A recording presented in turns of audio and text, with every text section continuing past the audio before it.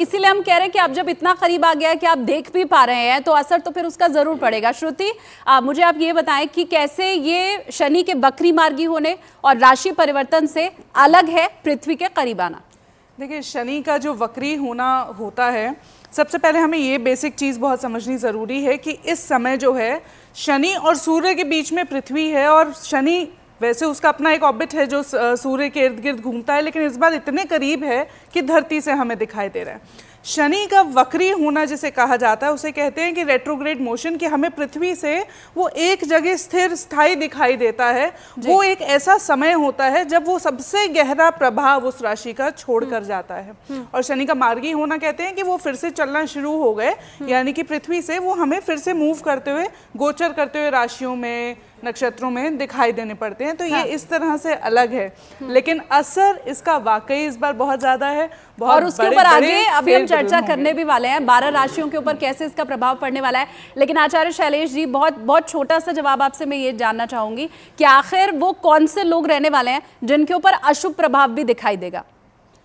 देखिए शालिनी जी, यह एक खगोलीय घटना है और 12 की 12 राशियों पर सब पर प्रभाव पड़ेंगे। किसी पर बहुत ज़्यादा बुरे प्रभाव पड़ेंगे, किसी पर कम बुरे प्रभाव पड़ेंगे, लेकिन प्रभाव निश्चित तौर पर सभी राशियों पर पड़ेंगे, क्योंकि शनि और सूर्य के बीच जब पृथ्वी आती है और पृथ्वी से शनि की दूरी 131 करोड़ 9 लाख किलोमीटर है, बहुत ज़्यादा दूरी है।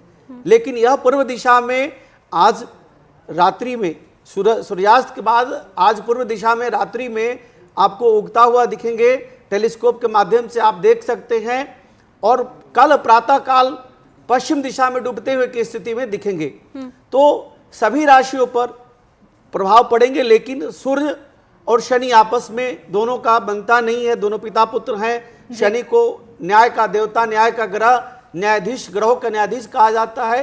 तो सिंह राशि वाले लोगों जातकों के लिए चूंकि मूल त्रिकोण में भी स्थित हैं और 30 वर्ष बाद शनि खुद के राशि में आए हैं, तो जो सिंह राशि है उस पर ज़्यादा प्रभाव देखने को मिलेगा। और साथ साथ मेष पर भी उसका प्रभाव दिखेगा, वृश्चिक पर भी उसका प्रभाव दिखेगा। खुद के राशियों पर कम प्रभाव दिखेगा, क्योंकि खुद की राशि पर अपने खुद के राशि के लोगों को प्रताड़ित उतना नहीं करेंगे। हाँ।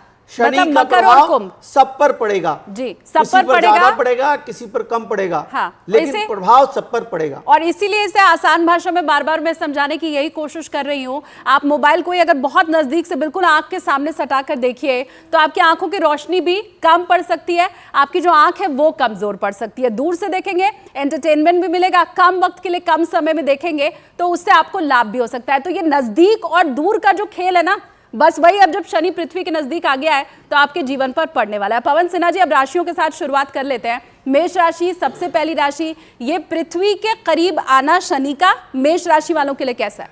देखिए